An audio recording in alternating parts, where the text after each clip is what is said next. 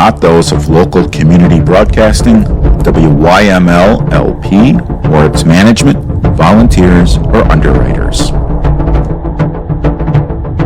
Years ago, I was a Skokie police explorer, and that's how I started my career in public safety. I've wanted to, for years, do an article, or this is now the venue that I'm going to do this in, a radio segment, and we're going to have multiple people over the next couple months speaking about the Explorer program. But the program that I grew up in produced people who were in positions such as chiefs of police, deputy chiefs of police, CEOs, assistant superintendent of the Chicago Police Department, who recently retired. There's also a police explorer who's the commander of the police division of O'Hare Airport. So these are prominent positions, and that's just the tip of the iceberg. So I wanted to do this because I think that the program is absolutely fantastic. There are ways for the public to support the program, which we will get into near the end of the segment. Also near the end of the segment, I will be giving some legal updates on what has happened with the pistol brace lawsuit, as well as the new way to transfer firearms from person to person in Illinois. Jeff Isaac, welcome and thank you for being here. You have a very interesting backstory, at least on paper, and I say that with jest. I looked you up on LinkedIn, and wow, you were with the Boy Scouts a long, long time. What's your origin story? How did you get started with the Boy Scouts? Please tell our listeners. They're dying to know. In the winter of 2017, I came here basically with no coat because it was 80 degrees in February in Palm Beach County with no humidity. So it's a pretty awesome environment. And got here and had to get a coat and all that. Interviewed. I knew I would win this because Chicago was nowhere on my radar. And I settled in that this is going to be something I'm going to win. And pretty quickly they made a decision. I'm the guy. And 30 days later, on April 1st, I started here, 2017. Folks, unfortunately, when I was recording, the wonderful software I was using, I'm upgrading, messed up, and it cut out a lot of what we recorded. So I'm going to be filling in some of the blanks. With that said, one of the questions was, where was the office located? So we have 4 offices. Arlington Heights This covers the northwest suburbs. Munster, Indiana covers northwest Indiana. And then there's an office in LaGrange, Illinois, which covers the western suburbs. Downtown office, West Loop, covers Chicago proper. How far north does the council go? To the border? Wisconsin border? Almost to the border. Woodstock, all that area, Lake Zurich. The current council covers 1,600 square miles, which is mind-boggling to me because when I was involved, it was the Northwest Suburban Council, which only covered the northwest suburbs of Chicago. And now it's just an enormous organization. Obviously, they restructured and Correct. Did what they needed to do to move the organization forward. The segments are about the Explorer program, and I'd love for you to talk about what is the mission of the Boy Scouts and how does exploring fit into that overall mission? So the mission of the Boy Scouts, to me in the 21st century, is to continue to teach young people how to become the best they can be. I know the Boy Scouts have oaths and laws and things of that sort, but our granular way of teaching young people to be the best leaders for the future. We need that because, as you see right now, needed more than ever. Scouting is needed more now than it's ever been needed. And those values that we have, the baseline of those values are the kind of values you want to have for your neighbors, for your police officers, for your senators, for your governors, for the people who run America, for your friends. You want to have those kind of values. For exploring, though, that's an essential part of getting them started on a possible career path that they never thought they would get into. Believe it or not, although we have aviation, we have STEM, we have all those things, law enforcement still remains the most popular of all the Explorer posts in the country, not just here in PTAC. Wow, I did not know that, but it makes perfect sense because when I was going to these conferences, one of the ones I went to was the President's Area Conference on Exploring, or the PACE Conference.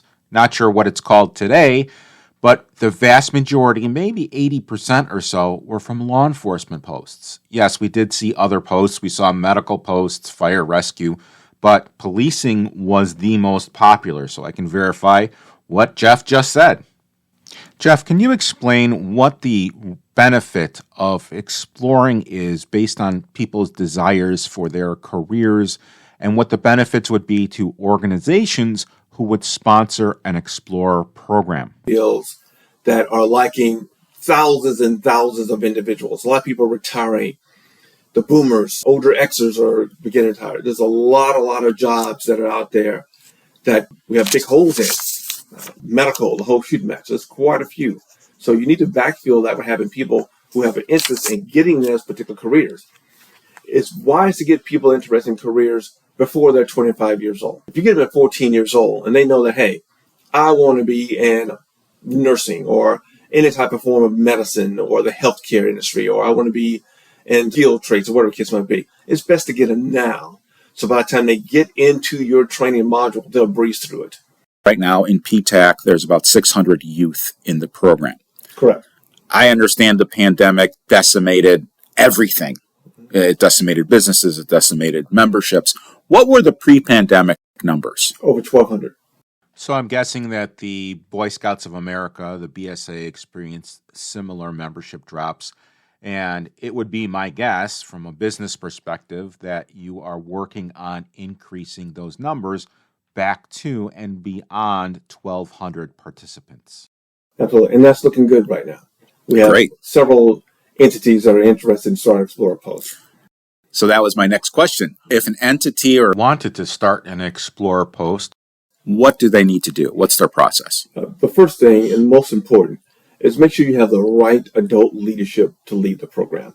It doesn't matter if you're into law enforcement program, and you need about 2 adults for every 8 to 10 young people you have in the program to actually do a really good job. It's based on how intense the program is as well. If you have like aviation post, that post is not going to have 100 kids in it like you would a Cub Pack or whatever the case might be, because the ability to train that many young people is pretty difficult. But virtually anyone can have a career explorer post as long as they have the adult leadership, the right location to attract the youth.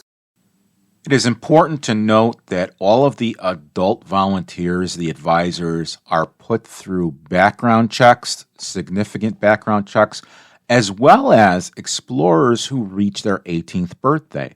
Remember, this is a program for youth aged 14 to 20, and they can go up to their 21st birthday, but it's very possible that between 18 and 20, youth can get into trouble. So they are also background checked to be in the program. So what are the nuts and bolts if an organization wanted to start an Explorer program? Get resident students, get whoever the case might be, but get people who are interested. Enough people to do it right, enough energy, enough people to do it right. You can't say that my dog got sick or work is expended. Those young people, we don't want to disappoint them. We'd rather you not start a program than they go disappoint young people because something else came up. And I know things happen in life, but the factor is have enough adult leadership that are into whatever you're doing to make the Explorer Post happen. In the program that I was in, the main advisor was a detective, and he didn't want to say no, and he started the program, and it was great. But then when he was an officer, and then when he moved to the investigations bureau, his time shrunk. So he would say hello, he would participate, but it was the associate advisors who did have the time and who did run the program. So if someone's interested in doing this, they got to make sure that they have the bandwidth to do it right. Programmatically, there are established careers that the Exploring program encompasses, and we're focused on law enforcement, we're focused on the Skokie Police Department. But what would happen if an entity that didn't have a pre-program in the Exploring program would want to start the moment? And I'll give you an example. I say this because my wife's a teacher. We want to start a post for people to become teachers. Okay. And it's not already established. Would that be a possibility? Yes. If you're out there and you have a business, maybe you're a teacher, maybe you're a printer, maybe you're a graphic designer, and you want to start a program, you certainly can, which is great. So we talked about what is the venturing, about what is the mission of the Boy Scouts, and we talked a little bit about the Explorer program. Very good. How do you raise money? This is one of those sections, interview questions, that the software that I use decided it wasn't important and deleted. So I will reiterate what Jeff has told me. He said there's 50 million ways that they raise money. He's constantly in money-raising mode, and he's always looking for donations. There actually is a fundraiser coming up called the Sporting Blaze Classic. It is on August 18th, 2023, and it will be at the Palos Sportsman's Club at 24038 Harlem Avenue in Frankfort, Illinois. It is $175 for an individual, $1,000 for a squad of 4. There are 12 stations, and individuals can bring either a 12 or 20 gauge. Here's a great thing. The ammo is provided. How often do you hear that? That is just phenomenal. It's actually cost savings for the participants. There is not a rain date. They've been lucky so far. And if anyone would like information on how they can participate, enter, please contact Brooke Parker. Brooke Parker can be reached at 224-310-5503 or Brooke, BROOKE,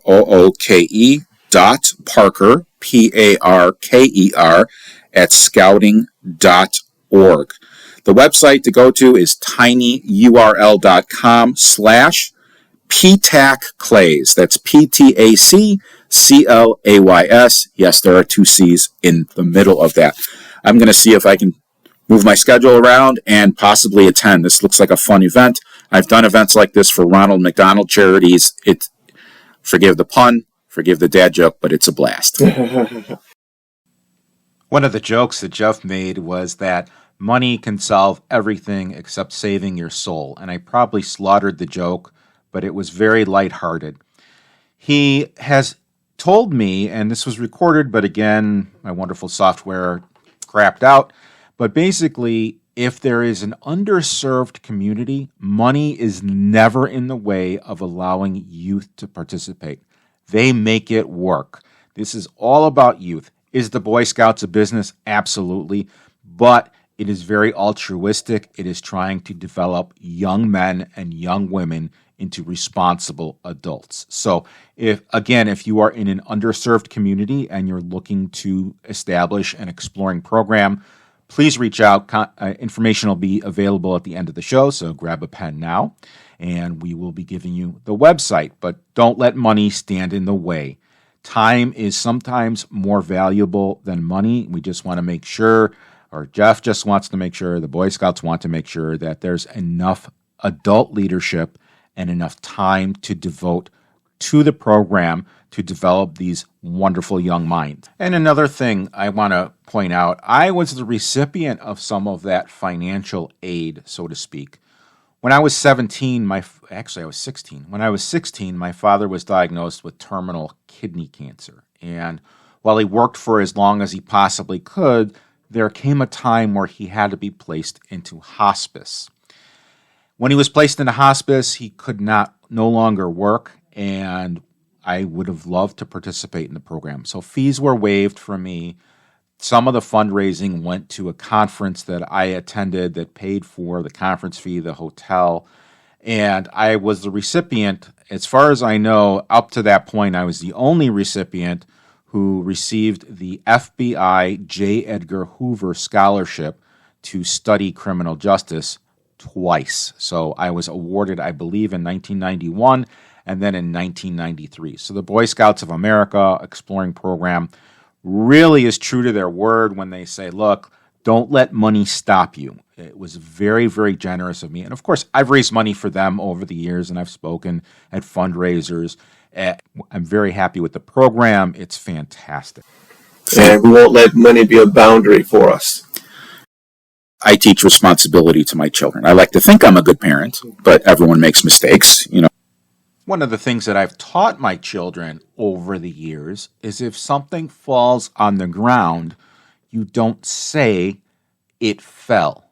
You say, I dropped it. I knocked it over. That is teaching responsibility. And I'd rather have someone say, hey, look, I screwed up. I messed up. This is it. And take the consequences of that, because that's real life. Correct. And that's parental message, but sometimes the message has to come from a mentor or leader who's not a parent for the message to sink in. Young people will tell you what they want and what they're interested in. We can help you devise a program around that. So now we give these young people an opportunity as early as 14 years old to touch it, to experience it, to see what it's all about, and to make decisions right now versus when they're 24 years old. Or people use the phrase, I'm trying to find myself. Well, we can help you find yourself faster in our scouting programs. You'll find yourself faster because you'll know that I like this or I don't like this, and this is what I'll do for the rest of my life. A high adventure, whatever they want. So even though they might not be interested in a specific career, all of the other things that you mentioned, leadership, responsibility, etc., are taught. I absolutely love the military. I know Jeff was in the Army Reserve when he was in college, and my family has had several members of the military throughout multiple conflicts in the 20th century, and I think extending into the 21st century. In any event, when somebody signs up for the military, it is a commitment. In the military, you're obligated for 2, 4, 6 plus years in learning, and the military is a great learning opportunity. Exploring provides learning opportunities, real life learning opportunities to youth without a commitment. If somebody goes to an Explore program for a meeting, a month, a year, and it doesn't work out for them, or there's a personality clash, because this is life also, they are not obligated to stay in the program for multiple years. In fact, they can switch programs or be in multiple programs. A friend of mine, Mitchell Dicker, who was interviewed about carnival safety, is now a CEO of an entertainment company. He was a police explorer with me, and then he also went on to be a clown explorer. There was a post at the time that volunteered at old people's homes, at children's daycares, and they would dress up as clowns and do the whole magic and dancing and silliness and that type of thing. And he was in both posts, as well as being on the area-wide council. So he had the time commitment to do that. There was no obligation. He was able to do both, and he created a business out of it. So once again, if somebody says, hey, I want to be in the Explorers, I love the leadership, I love the volunteer work, but I don't really like the police, I don't really like doctors, or I don't really like, make something up, they can join a post with a different interest. So before we have some concluding statements on this interview, I just want to draw a corollary, give an analogy. If there's a child who loves baseball and they have all the Chicago Cubs, White Sox, I know I said White Sox, gear and hat and socks and everything, and they love going to the games and they love watching it on TV because they want to become a baseball player. They're never going to become a baseball player because they're not playing Little League. And I'm not trying to demean the Explorer program by saying, oh, it's Little League. But it is Little League. That's how children learn the game of baseball, by playing. As a matter of fact, that's how adults learn, by actually doing. And exploring is a phenomenal opportunity for youth who have either a clear or an unclear vision of their future to experience life, to experience the real world, and to experience the workplace, all while creating lifelong learning experiences and lifelong friends and camaraderie. What final thoughts can you share about getting involved in obviously you're very excited about it. I'm thrilled about it. I went on and I became an advisor after I aged out of the program. That's how much I absolutely loved it. They got to have some hands-on experience. They got to see it. They got to touch it. They might start at 14, 15 years old, but they want to do high adventure.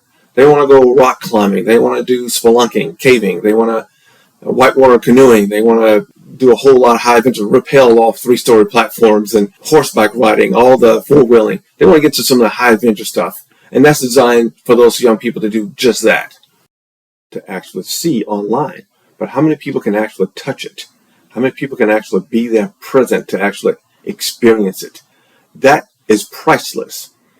Now that I know that I'm in this Explorer post called law enforcement or fire rescue or the skilled trades, whatever the case may be, well, I like this. I want to do this for the rest of my life. Or I don't like this. I need to change to look at something else. To make that decision at 14 years old, think about you or any one of your listeners. If you have the ability to see your dream is that I'm trying to get into and what are the long-term benefits of it. Thank you so much for having me. Pathwaytoadventure.org is where you should go. We're ready for you. We're excited for whatever adventure you want to have for your young people. Thank you so much for having me here.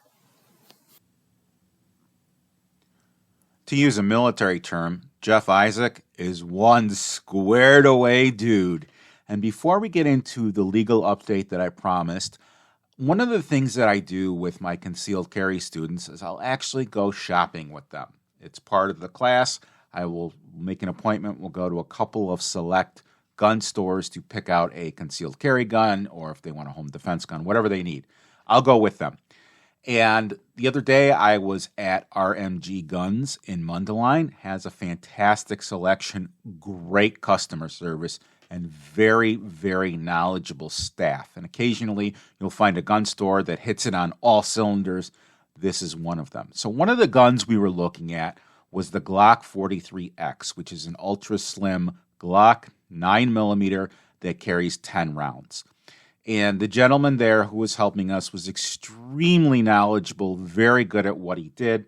And he told me about a different product. There is a pistol magazine. It's called the S as in Sam 15, and it's made by Shield Arms. It's about $45 per mag. It's a metal mag that goes in a plastic Glock. It'll fit the 43X and also the Glock 48. Increases the capacity to 15 rounds from the 10 rounds that it comes with from the factory. The only catch is, and that's kind of a pun, you have to replace the magazine catch and release button. The one that's installed on the Glock is plastic, and when you have plastic interacting with a metal magazine, the plastic gets chewed up and ultimately fails. So you would have to put in a metal magazine release, and Shield Arms does sell one. They're $25. These are available at RMG Guns. I don't actually have a Glock 43X or a Glock 48, and if I did, I certainly wouldn't announce it on the radio, but if I did, I would certainly opt for this, or at least try one. It'll increase the capacity and hopefully save lives. Stay tuned. In the next moment, we will be talking about the legal updates of the case and a new law that went into effect. Update number 1 is from Gun Owners of America. They just scored a victory in federal court. They won a preliminary injunction blocking President Biden from enforcing his pistol ban against Gun Owners of America, or GOA members, until the case is settled in court. What is this case about? Well, it's about pistol braces. Pistol braces came into being approximately 10 years ago, and they allow people who only have use of one arm to actually kind of wrap the gun to their forearm and go to a range and shoot it rather than. The ATF has said that these are okay. They've also revised their rules and said you can actually shoulder these types of weapons. And with the stroke of the pen, Biden created a ton using two hands because there might be a handicap on the other hand. Now we can't do it. If you are a GOA member, you're covered. You don't have to give up. You don't have to register your pistol-braced firearm as a short-barreled rifle with the ATF until the case is decided. And this is for GOA members. If you'd like more information on the GOA, their website is gunowners.org. Update number 2 has to do with person-to-person private transfer sales in Illinois. The new assault weapons ban that was enacted January 10th of this year has put in place that July 1st, person-to-person transfers now have to go through a federal firearms licensee who can charge no more than $25 per person to transfer the gun. Here's what happens. The buyer goes to the gun store. The gun store does the background check on. They keep the gun for 3 days, and then they deliver it to the seller as if the seller is buying it from the FFL, and then the FFL retains the records. I did a little bit of digging in the law. This was actually prompted by another instructor, Thomas Crowell of Alpha Concepts. Thomas posted a blog that said you can do that, or the old system is still in place where you go to the state police website, enter in a ton of information, buyer, seller, FOID number, as well as make and model of the firearm and the serial number. And according to the state, they don't retain the records for more than 7 days. I don't trust that. So if you were to do a person-to-person transfer, you can go to an FFL. They keep the record. It is not reported to the state. Now, they can get audited by the state. The record can get pulled, but it's more of a needle in a haystack. Whereas if you do a person-to-person transfer the old way, by going to the state police website and ensuring that the card is valid, and then you would have to give that paperwork to an FFL for safekeeping. For people who have a medical cannabis card, they cannot accept delivery of a firearm from a federal firearms licensee or a gun store because they are regulated by the federal government, and the federal government still says that cannabis is illegal. So a background check would allow the gun store to stop the sale if the recipient has a medical cannabis card. However, a person-to-person transfer does not go through the exact same background check. So if someone who had a medical card wanted to obtain a gun, they could do it that way, and then they could actually put the paperwork with the FFL. It just goes in a file cabinet. And that's the end of the story. So those are the two updates that I wanted to provide to my listeners. The second half of our show will have Dr. Kristen Vogt. She is the executive director of the Explorer program, whereas Jeff Isaac was the CEO of this Council for the Boy Scouts of America. Jeff was more of a broad presentation, whereas Kristen, we're going to start narrowing down and get to a more granular level. Stay tuned. The views expressed are not those of local community broadcasting, WYML LP, or its management, volunteers, or underwriters.